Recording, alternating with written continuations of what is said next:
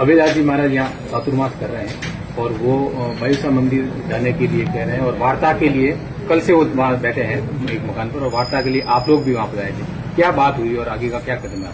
हमारे को आज सुबह पीरजी गंगानाथ जी बाबा ने जो चतुर्मास में विराजे हुए हैं सिरे मंदिर धाम पर आपने आदेश दिया योगी आनंदनाथ जी महाराज जी को और मुझे और पारस जी को भारत जी मालिक उनको आदेश ये दिया है कि वहां जाकर उनको समझाइए अभयदास जी महाराज जी को और उस अनशन को त्यागे, अन्न जल ग्रहण करें और कथा प्रारंभ करें। और जालोर वासियों को लेकर वहां जो अनशन कर रहा है उन सबको कहे कि अपना अपना व्यापार को खोलें, घर परिवार को जाकर संभालें और उन परिवार को ध्यान रखें, समय निकाल कर जाकर वहां कथा का श्रवण करें। जालोर के अंदर शांति भंग करने का प्रयास न करें, विवादित बयान मत करें।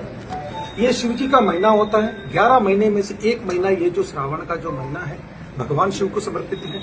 इस महीने के अंदर महाराज जी को तखतगढ़ से जो यहाँ जालोर में लाकर उनसे कथा का श्रवण करवा रहे हैं, ये पूरा एक महीने का है। भागवत कथा, रामायण, महाभारत और शिव पुराण इस कथा का आयोजन यहाँ पे नानी बायरो मायरो ये कार्यक्रमों का पूरा 30 दिन का रखा है। और बावसी ने भी कौशल्या धर्मशाला में भी उन्होंने कहा कि भाई कोई बात नहीं, कथावाचक वगैरह उनका टीम को सबको ठहरने दो, उनमें कोई आपत्ति नहीं है, वहां ठहरे पहले वही महीना तक। और जालोर के अंदर आज तक कभी भी हिंदू मुस्लिम का यूं लड़ाई होना, दंगा होना वगैरह कभी ऐसा कोई इतिहास में नहीं हुआ। इससे पहले कभी हुआ है वो समय को बात नहीं कर सकते। अभी इन 60-70 सालों में कभी ऐसा कोई घटना हुई नहीं। अगर किसी चीज को छोटी मोटी विवाद हुआ है या तो कोर्ट से निपट गया या अखाड़ा में आकर वहां आपस में आमने सामने बैठकर उसकी समझौता हुआ है। पीरजी बाबा सिंह सुबह से इतना चिंतित थे जालोर में ये क्या हो रहा है।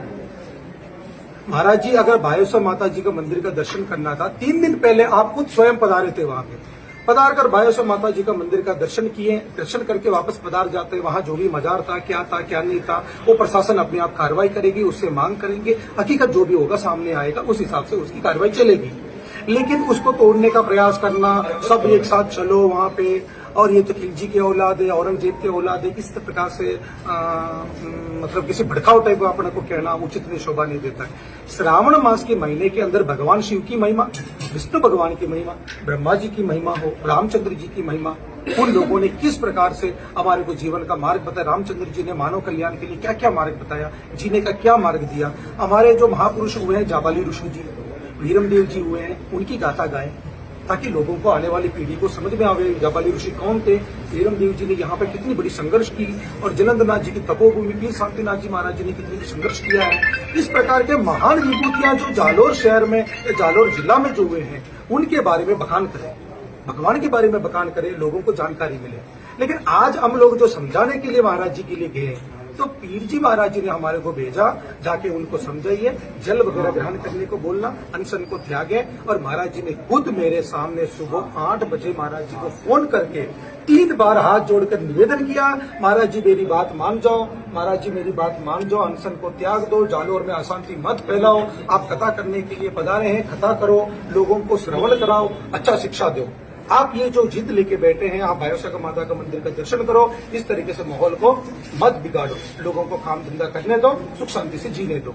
ये बावसी ने मेरे सामने फोन पे अभयदास जी महाराज जी को कहा। हमने भी यहाँ आकर आनंदनाथ जी महाराज जी ने, पारस जी ने और भी जो यहाँ गणमान्य जो शहर के थे हमारे साथ जो पधारे थे वो सभी जने यहाँ, साईनाथ जी, जन्नेश्वर जी से आप स्वयं रात को पधारे थे। रात को पधार कर महाराज जी को समझाया।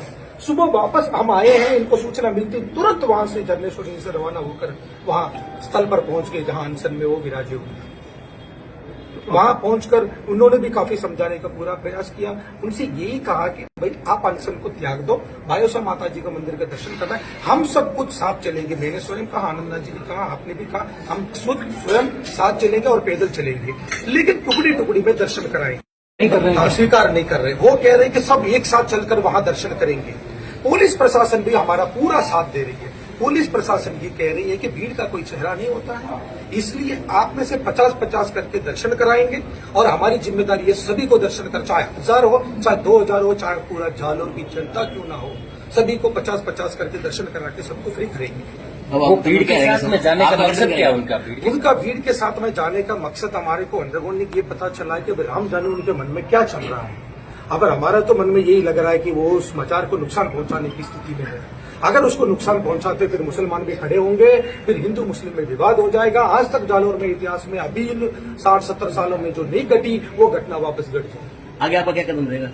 हमारा तो कदम यही है, हमें उनसे कोई लेना देना नहीं है। जो हमारी तरफ से जो समझाना था उनको समझा दिया है।